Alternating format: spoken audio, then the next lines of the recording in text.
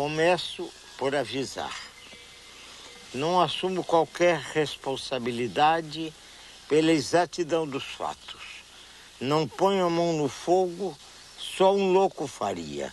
Sobretudo porque, verdade, cada um possui a sua, razão também.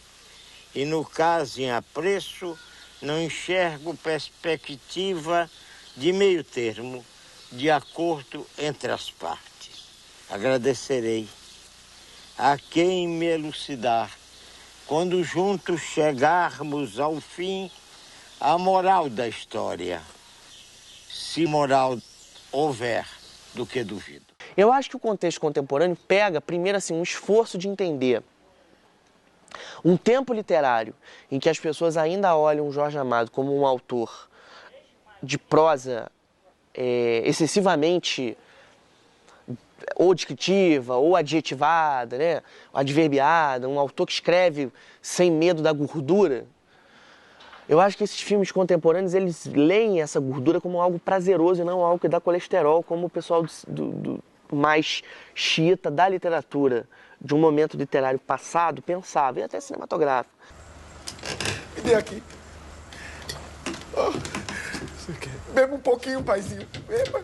Eu acho que o Sérgio faz uma releitura nisso que eu te expliquei, de fazer uma adaptação como um diálogo, usando nesse contexto de diálogo uma influência da linguagem contemporânea do clipe, do YouTube, do Vimeo. Por isso que é um filme tão estroboscópico, tão rápido, tão, sabe, tipo, de camadas que vão para além de uma tentativa de fazer uma arqueologia literária, ou uma arqueologia, vamos supor assim, sociológica ou antropológica da Bahia a partir de uma literatura. Eu acho que o Sérgio já trabalha com o Jorge da literatura e o Jorge do cinema. Sobre o balcão vi uma garrafa transbordando de límpida cachaça, transparente, perfeita. Encheu um copo, cuspiu para limpar a boca, virou-o de uma vez. E um berro inumano cortou a placidez da manhã no mercado, abalando o próprio elevador Lacerda em seus profundos alicerces. O grito de um animal ferido de morte, de um homem traído e desgraçado.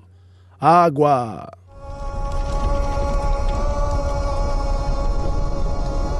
Essa questão de eu ter vendido, dos meus 10 livros, ter vendido 6 livros para cinema, eu acho que se deve, em primeiro lugar, a um boom do cinema brasileiro.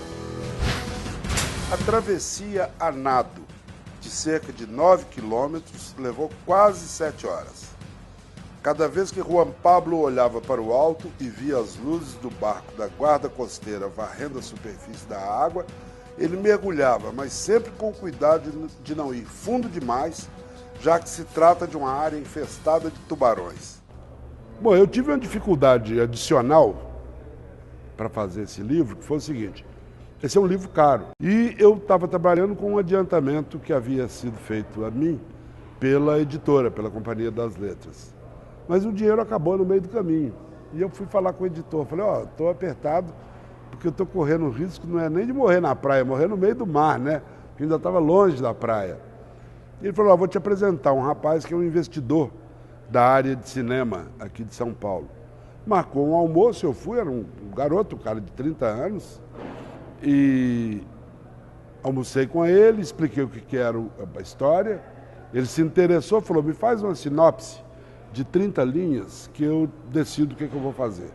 Aí eu mandei para ele a sinopse, no dia seguinte ele já pediu o número da minha conta bancária para depositar o dinheiro e eu ainda vou ter um percentual na bilheteria quando o filme for produzido, for exibido.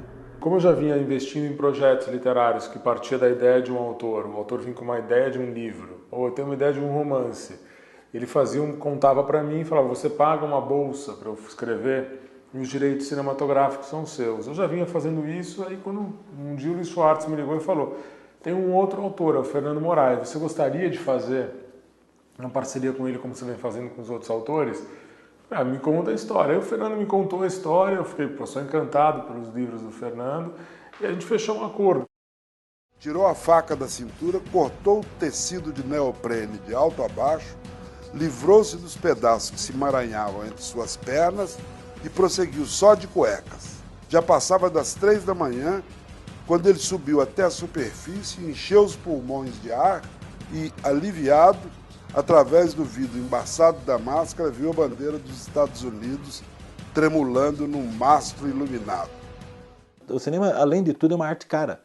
Então, às vezes, o roteiro é aquela coisa... Até pouco tempo atrás, o roteiro era feito sem dinheiro. O Marçal apresentou a obra do Heitor, a obra do Lourenço ao Heitor.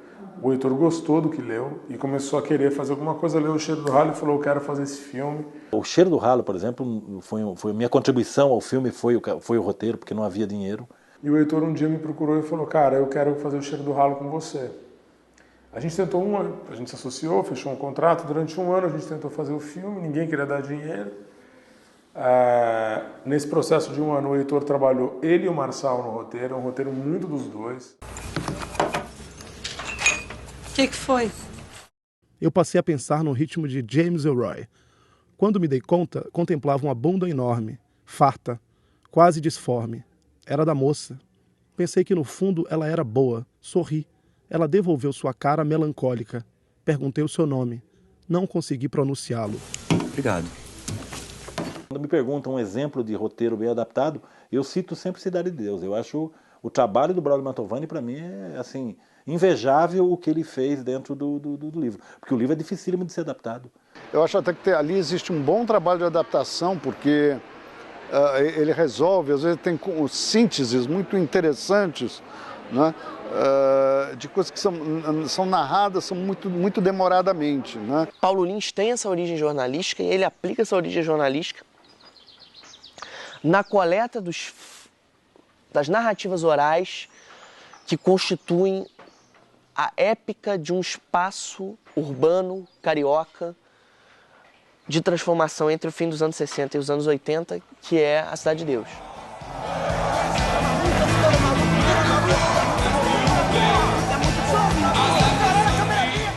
O corpo de Butucatu tremia. Quando pequeno entrou na mira de seu revólver, prendeu a respiração, apertou os olhos.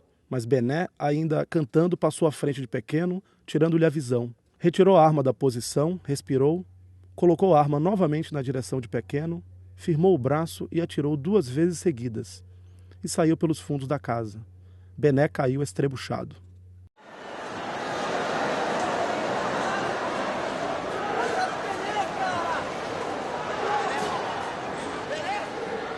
Da mesma maneira como o Babenco volta fazendo o Carandiru ao ler o relato, o somatório de relatos que o Drauzio Varela fez na Casa de Detenção de São Paulo. O Padilha, ele se apropria de narrativas orais, de relatos de memórias de policiais do BOPE em campo, e a partir delas ele as romanceia, constrói uma ficção que eu acho que serve como um norte para o entendimento da violência no Brasil dos anos 90 para cá. Então eu acho que esses 3 filmes, eles têm esse ponto comum, assim, eles usam uma literatura que tem uma cara de romance, mas é não ficcionalizada, parte de bases não ficcionais, para serem um entendimento de um tempo do Brasil em relação à violência urbana.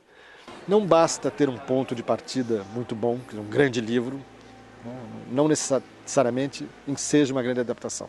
Não basta ter um grande cineasta do lado de cá, que também não vai garantir essa passagem. Né? É preciso ter uma secreta combinação, né, em que às vezes um livro de segunda, né, gera uma grande adaptação. O Fellini dizia que para adaptar um livro você deve ler o livro e jogar fora o livro e filmar o que ficou na sua cabeça. Melhor que isso, né? O Diverso de hoje sai das telas e continua nas páginas da rede. Leia, curta, grave, distribua e projete. What's your name? Edward Bloom. The first rule of Fight Club is, you do not talk about Fight Club.